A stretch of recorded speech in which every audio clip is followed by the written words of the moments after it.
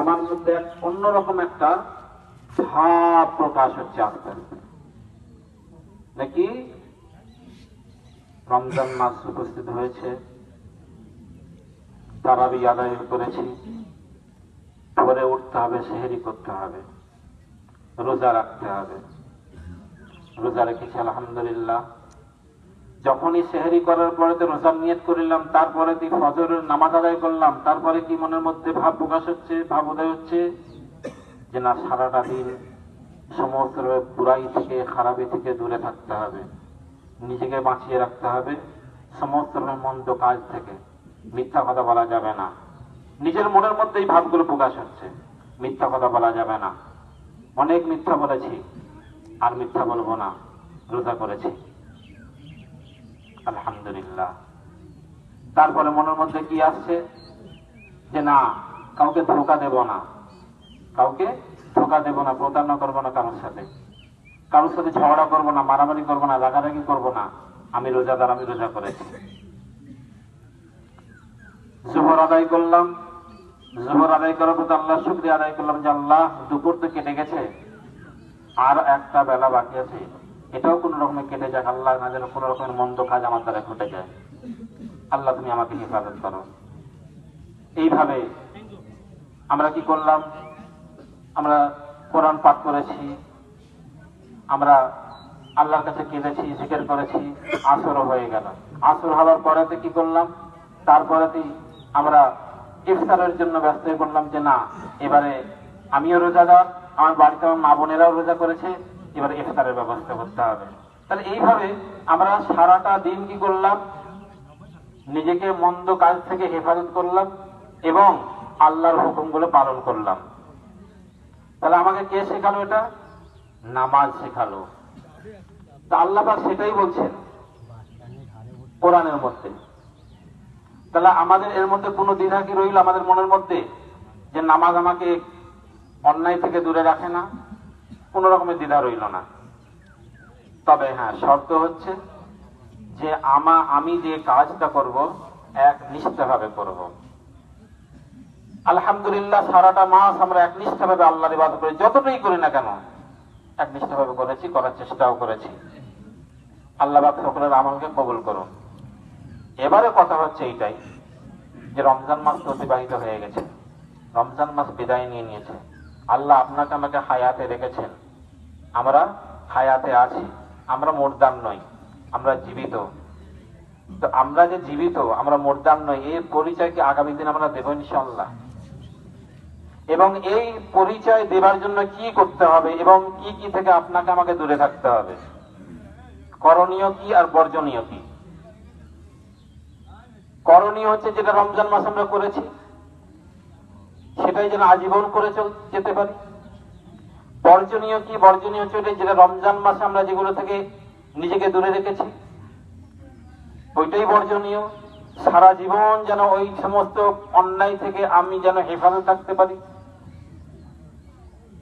যেন আমি নিজেকে দূরে রাখতে পারি অন্যায় কাজ থেকে, অন্যায় কার্যবলী থেকে, যেন আমি আল্লাহর সন্তুষ্টি লাভ করতে পারি। অন্যায় কাজ, আমি মিথ্যা কথা বলবো না, চুগলখড়ি করবো না, গীবত করবো না, পরনিন্দা করবো না, পরচর্চা করবো না, কারোর হক মারবো না, কারোর সাথে প্রতারণা করবো না, কারোর সাথে অন্যায় ভাবে কোন রকম ভাবে আমি ঝগড়া লিপ্ত হবো না, রাগারাগি করবো না, প্রতিবেশীর হক মারবো না, আত্মীয় স্বজনের হক মারবো না। এই সমস্ত অন্যায় কাজ থেকে নিজেকে দূরে রেখেছি এবং আগামী দিনও দূরে রাখবো ইনশাআল্লাহ। হারাম খাবো না। বলা হয়েছে এক বালতি দুধ নষ্ট করার জন্য এক ফোঁটা চুন যথেষ্ট। এটা আমরা সকলেই শুনি, যেগুলো হচ্ছে বাংলা প্রবাদ বাক্য। এই প্রবাদ বাক্যটা আমরা সকলেই শুনেছি যে এক বালতি দুধ নষ্ট করার জন্য এক ফোঁটা চুন যথেষ্ট। তো মহতারাম হযরত, আমি যদি ওই একটি দানা হারাম যদি আমি খাই, তাহলে আমার সারা জীবনের আমালকে নষ্ট করার জন্য যথেষ্ট। সারা জীবনের নামাজ নষ্ট করার জন্য একটি দানা যেটা হারাম আমি ভক্ষণ করেছি যথেষ্ট। সারা জীবনের ইবাদত নষ্ট করার জন্য একটি হারাম দানা যথেষ্ট। সারা জীবনের দান খয়রাত নষ্ট করার জন্য ওই হারাম একটি দানা যথেষ্ট। মহতারাম হযরত, শুধু নামাজ পড়লে হবে না, শুধু কোরআন পড়লে হবে না, আমাকে জানতে হবে, বুঝতে হবে কোনটা হারাম কোনটা হালাল। হালালকে আঁকড়ে ধরতে হবে, হারামটাকে বর্জন করতে হবে।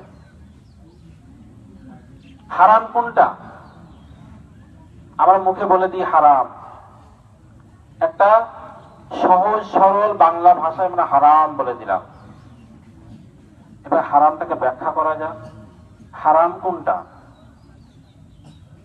আমাদের মনের মধ্যে একটা ধারণা, যেটা সত্য মিথ্যা নয়, যে ব্যাংকে যে ইন্টারেস্টটা দেওয়া হয় সেটা হচ্ছে হারাম, এবং আমরা মনে করি যে এইটাই হারাম, আর কোনো হারাম বলতে কিছু নাই, এটাই আমরা মনে করি। কারণ মনে করার অনেকগুলো কারণ আছে, যে আমরা এই বিষয়ে অজ্ঞ, আমরা এই বিষয়ে সচেতন নয়, এই বিষয়ে আমরা জ্ঞানী নয়, যার কারণে আমরা এটাই মনে করি যে ওই একটি হারাম। হারাম হচ্ছে ওইটা যেটা আমার নয়, যেটা আমার নয় সেটাকে নিজের বলে দাবি করা, সেটার প্রতি নিজের হক জানানোটা হচ্ছে হারাম। যেটা আমার নয় আমার মনে করে দাবি করা এবং সেই বস্তুর প্রতি হক জানানোটা হচ্ছে হারাম। এই হারাম থেকে আপনাকে আমাকে বাঁচতে হবে। চুরি করতে মানা করা হয়েছে, কিন্তু আল্লাহ ওয়ালারা এটাকে আবার অন্যরকম ভাবে ঘুরিয়ে বলছেন, চুরি করো জান্নাতে মে যাও। এটা ঘুরিয়ে বলা হচ্ছে। সেই চুরিটা কি? সেই চুরিটা হচ্ছে নামাজের তাহাজ্জুদ। 5 ওয়াক্ত নামাজ আমাদের জন্য ফরজ, 5 ওয়াক্ত নামাজ আদায় করি। তাহাজ্জুদ কজন পড়ি? তাহাজ্জুদ বুঝার কজন আছে? তাহাজ্জুদ বলা হয়েছে রাতের অন্ধকারে নিরিবিলি অবস্থায় তাহাজ্জুদ নামাজ আদায় করো এবং আল্লাহর কাছে ক্রন্দন করো, আল্লাহ তোমার ফারিয়াদকে সরাসরি শুনবেন। আজকের আমাদের এটা অভিযোগ আছে যে এত দোয়া করছি তবু আল্লাহ কেন শুনছে না। তো মহতারাম হযরত, আমরা আল্লাহর কাছে চাইতে পারছি না। আল্লাহ রাব্বুল আলামিন তিনি হচ্ছেন এমন দেনেওয়ালা যে কবিরা বলছেন, মাঙ্গো উসি সে जो दे दे खुशी से और कहे ना किसी से। আজকের বলুন তো, বর্তমান সোশ্যাল মিডিয়ার যুগ, যদি কেউ কারোর আমরা উপকার করি তো আমি কি করি, এই একটা সেলফি নিবি, একটা সেলফি নেবো, তোর একটু ফেসবুকে ছেড়ে দেবো, ইউটিউবে ছাড়বো, ভিডিও করব। এটা হচ্ছে সোশ্যাল মিডিয়ার যুগ। এটা আমি চাই যে একটা সামান্য উপকার করলাম সেটাকে আমি সারা দুনিয়াকে আমি দেখাতে চাইলাম। কিন্তু বলুন তো, আমাদের জীবনে এমন অনেক ঘটনা ঘটেছে যখন মন থেকে আল্লাহর কাছে কেঁদেছি, আল্লাহ এই বিপদ থেকে তুমি আমাকে উদ্ধার করো। আল্লাহ রাব্বুল আলামিন উদ্ধার করেছেন, সেই বিপদ দূর করেছেন। তারপর আল্লাহ কি কাউকে বলেছেন যেই অমুক দেখ আমি অমুকের এই বিপদকে দূর করেছি? আল্লাহ পাক বলেননি। তাই বলা হয়েছে মাঙ্গো উসি সে जो दे दे खुशी से और कहे ना किसी से। তো গায়রুল্লাহর মুখাপেক্ষী হয়ে জীবন কাটানোটা হচ্ছে এটা বোকামু, এটা অর্থহীন। মুখাপেক্ষী কার হতে হবে? আল্লাহর। আল্লাহর নামের যে 99টি নাম আছে, সেই 99 নামের মধ্যে একটি গুণবাচক নামের নাম হচ্ছে আর রাজ্জাক। যে রুজির জন্য আজকে আমরা মানুষ, আমরা দিশাহারা হয়ে এদিক ওদিক ঘোরাফেরা করছি, এইখানটাতেই মেন পয়েন্ট এসে যায় হালাল আর হারাম। যে রুজির তালাশের জন্য, রুজির অভাব, রুজির কমি আপনাকে আমাকে এমন একটা মোড়েতে, এমন একটা রাস্তায় নিয়ে পৌঁছে দেয় যেখানে হারাম আর হালাল আমি আপনি বাঁচতে পারি না, সেখানে বাঁচতে পারি না, বা সেই সময় আমার মস্তিষ্ক ওই কাজটি করে না। তো আল্লাহ রাব্বুল আলামিন কি বলছেন? আর রাজ্জাক, আমি রিজক দেনেওয়ালা। রুজি কোনো মানুষের ক্ষমতা নেই রুজি দেবে কাউকে, কারোর কোনো ক্ষমতা নেই। আর আজকে আমরা সেই রুজি তালাশের জন্য আল্লাহকে ভুলে গিয়ে আমরা হারাম হালাল এক করে ফেলছি। তো তাওয়াক্কুল করতে হবে কার উপরে? আল্লাহর উপরে। আমাকে রমজান মাস শিখিয়েছে কিভাবে ধৈর্য ধরতে হয়। রমজান মাসে আমরা ধৈর্য ধারণ করেছি, আলহামদুলিল্লাহ। আল্লাহ রাব্বুল আলামিন এই রোজাদারদের জন্য একটি বিশেষ গেট তৈরি করে রেখেছেন জান্নাতের মধ্যে, যে জান্নাতের গেটের নাম আছে বাবুর রিয়ান। আল্লাহ পাকের ওই সমস্ত বান্দারা যারা রোজা রেখেছেন সারাটি মাস, রমজান মাস, এবং আল্লাহ রাব্বুল আলামিনকে সন্তুষ্ট করার জন্য যারা রোজা রেখেছেন, এবং যাদের রোজাকে আল্লাহ রাব্বুল আলামিন কবুল ও মঞ্জুর করেছেন, যাদের আমলগুলো কবুল করেছেন, আল্লাহ রাব্বুল আলামিন ওই সমস্ত নেককার বান্দা বান্দীদের জন্য রেখেছেন বাবুর রিয়ান নামক দরওয়াজা, যে দরওয়াজা দিয়ে শুধুমাত্র ওই সমস্ত রোজাদাররাই দাখিল হবে, অন্য কেউ জান্নাতে প্রবেশ করতে পারবে না। এটা হচ্ছে রোজাদারদের মর্যাদার জন্য। আল্লাহ রাব্বুল আলামিন সব সময় তিনি আমাকে দেবার জন্য তিনি রয়েছেন, যে কখন আমার বান্দা আমার কাছে চাইবে আর আমি তার মালিক, তার খালিক, তার সৃষ্টিকর্তা, আমি তাকে তার প্রাণ ভরে আমি তাকে দিয়ে দেব। কিন্তু আফসোস যে আমরা নিতে পারছি না। তখনই আল্লাহর কথা মনে পড়ে যখন কোনো বিপদে পড়ি। সুখের সময় তো আল্লাহকে পুরো ভুলেই যাই। যখন দুটো হাট বেচা কেনা বিন্দি বন্ধ হয়ে যায়, তখন আল্লাহ গো কি হবে, আর চলছে না। আবার যখন আল্লাহ একটু ভালো করে দিল, ব্যাস হয়ে গেল, ওই একটু মুসলমান, আমার টুপি সব শেষ, আমার ইবাদত সব শেষ। কারণ এবারে তো আমি রুজি পেয়ে গেছি।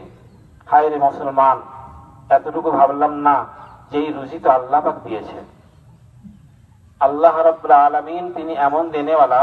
হযরতে শেখ সাদি রহমতুল্লাহ আলাইহি তিনি বলছেন, তাকে কেউ জিজ্ঞাসা করেন শেখ সাহেব क्या हाल है, तो उन्हीं बोलছেন क्या बताऊं जनाब, अल्लाह की नेमतें खा खा कर दांत तो झड़ गए लेकिन अल्लाह का शुक्र अदा नहीं कर सके।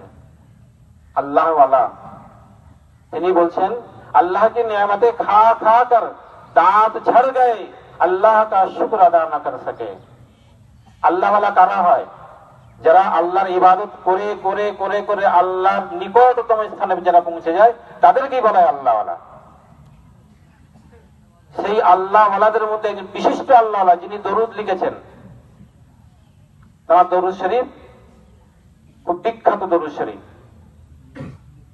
কাশাফাত দুজা বিজামালিহি হাসানাতু জামিউ খিসালিহি সাল্লু আলাইহি ওয়া আলিহি।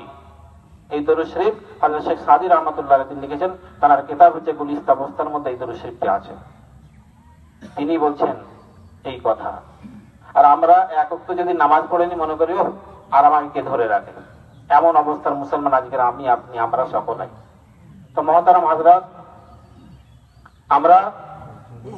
আমরা যতটা আমাল করেছি, আমরা এই আমালেতে আমরা কেউ আপ্লুত হব না, আমরা সন্তুষ্ট হব না।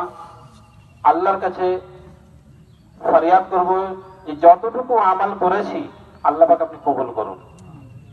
আর আগামী দিনেতে যাতে আল্লাহর হুকুম পালন করতে পারি, যাতে দিনের প্রতি কায়েম থাকতে পারি, যাতে মসজিদের সাথে জুড়ে থাকতে পারি, যাতে আল্লাহ ওয়ালাদের সাথে আমি জুড়ে থাকতে পারি, আল্লাহ আপনি আমাকে সেই তৌফিক ইনায়েত করুন। ইনশাআল্লাহ আমরা আল্লাহর কাছে চাইবো আজকের ঈদের দিন আল্লাহ পাক আমাদের সকলকে ভালো রাখুন, সুস্থ রাখুন, যতদিন হায়াতে থাকবো ঈমানের সাথে বাঁচিয়ে রাখুন। মুহতারাম হযরত, আজকের দিনটা আমাদের জন্য আনন্দের দিন, পুরো বিশ্বের মুসলমানদের জন্য আনন্দ দিন।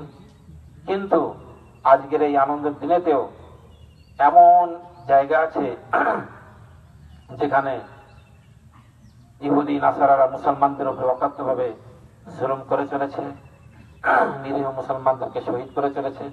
আমরা আমাদের আনন্দের দিনে তাদেরকে ভুলবো না, তাদের জন্য দোয়া চাইব, এবং যারা চলে গেছেন তাদের যাতে আল্লাহ পাক জান্নাত নসিব করুন, তাদের জন্য দোয়া চাইব। এবং আমাদের পূর্বপুরুষ, আমাদের আত্মীয় স্বজন যারা গত ঈদের দিনেতে ঈদগাহেতে আমার আপনার সাথে দাঁড়িয়ে, আমার আপনার পাশে দাঁড়িয়ে নামাজ পড়েছেন, আজকের তাদের মধ্যে অনেকে আমাদের কাছ থেকে বিদায় নিয়েছেন, কঠিন কবরের মধ্যে শুয়ে আছেন। আমি আপনি বাড়িতে সেমাই খাবো, পারাটা খাবো, মিষ্টি ভক্ষণ করব, কিন্তু আল্লাহ পাক জানি না তারা কবর মধ্যে কি অবস্থায় আছেন। তাদের জন্য ইনশাআল্লাহ আমরা দোয়া করব। আল্লাহ পাক আমাদের সকলকে তৌফিক দান করুন। সময় অনেক হয়ে গেছে, আমরা কাতারটা সোজা করে নিই।